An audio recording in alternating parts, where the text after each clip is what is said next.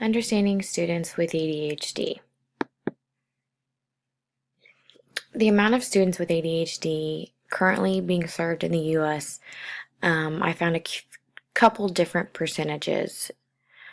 It seems that the American Psychiatric Association, or the APA, has found that there's 5% children being served from the ages of 4 to 17, and then the Centers of Disease Control found a higher percentage of 11%. I'm pretty certain that it's got to be somewhere in the middle. I believe that the 4-year-olds through 17-year-olds, these are the children that most need our help, and we need to focus our attention to get them the help that they need to be successful. How the numbers of students identified with ADHD has increased in the recent years. I found a few reasons that maybe there's a rise in ADHD. Marketing, for one. I think marketing has found a target amongst the children, parents, and doctors. They're reaching them in a more direct path. Either it's through social media, the internet, through TV, radio, and basic one-on-one, going and meeting with families and companies and outreaches that are here to help serve the ADHD population that need the help that these medications can help with. And then I think the awareness of ADHD and its definition are huge. In the U.S., we use the Diagnostics and Classification of Disease to help diagnose ADHD and ADD, while in other countries they use the World Health Organization International Classification of Diseases.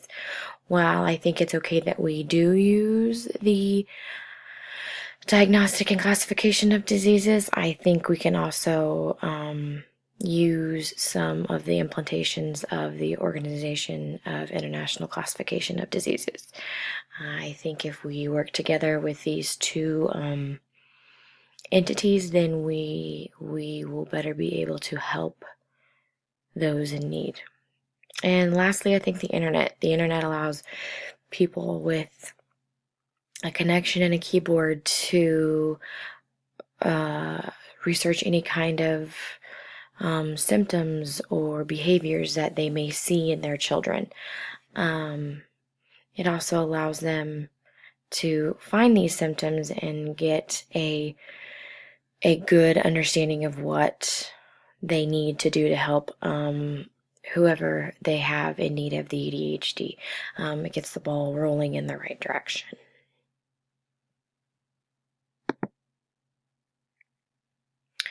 What are behaviors and characteristics of students with ADHD?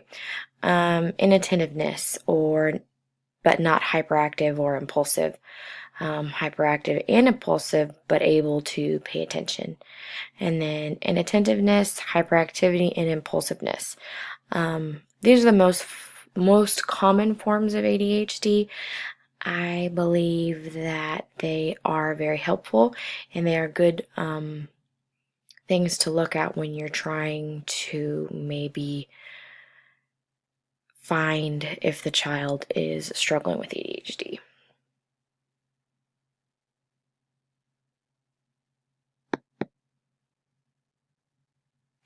Some reported reasons for ADHD. Students having difficulty in participating in a classroom or in a school setting. When children exhibit behaviors that we associate with ADHD, it's important to keep in mind that they could be caused by other underlying factors also.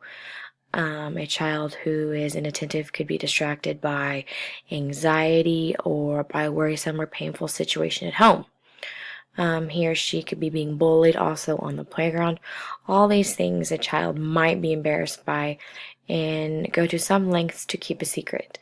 I think a lot of children find themselves battling different demons, if you will, in everyday life. One One child you may think have ADHD, could have a very difficult home life where he is the sole provider for his siblings, or he is the one who takes the brunt of the abuse. These are things that we need to look at and make sure we identify before we diagnosed a child with ADHD.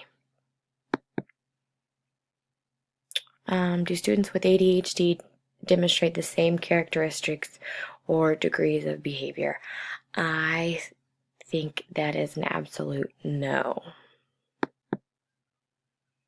Some children with ADHD may have similar behaviors, but not all the children with ADHD have the same behaviors. They will come with varying intensity. I have 3 cousins, all 3 with a variety of ADHD, and seeing them without the suggestions and implementations that have been placed into order, you can see how chaotic and how quickly their life can be turned upside down. But they all have very different characteristics and behaviors when their ADHD is not under control.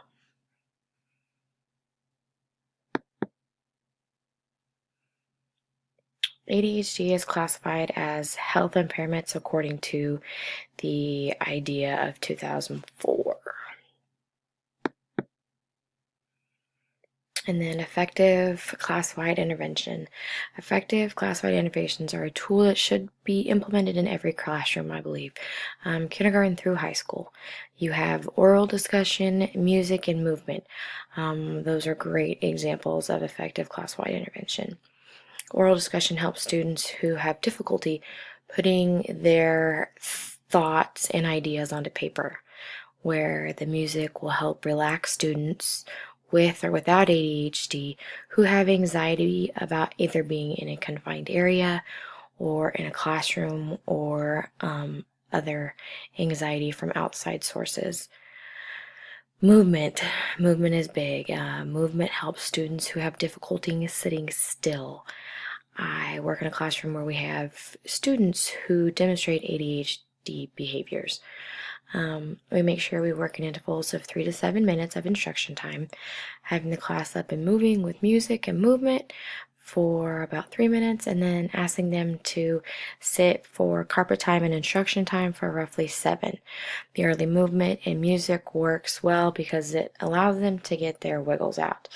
Kind of puts their mind at ease, and that way they have become comfortable with the routine that this is a safe place and this is where we are going to have fun and we're going to sit down and we're going to learn, but we're not going to sit for very long. We don't have to be serious for very long, but for the little bit that we are sitting and in circle time or group time, that I need as the teacher and your classmates around you need to be able to focus on what the teacher is expressing and trying to teach you for that lesson. Like I said, with these individuals, we make sure we're constantly moving and not sitting for too long so they don't feel like they can't move. We want the children to be as comfortable as they can be in our classroom. So we make sure we use effective class-wide intervention frequently. That is my presentation of understanding students with ADHD, and I hope you find it helpful.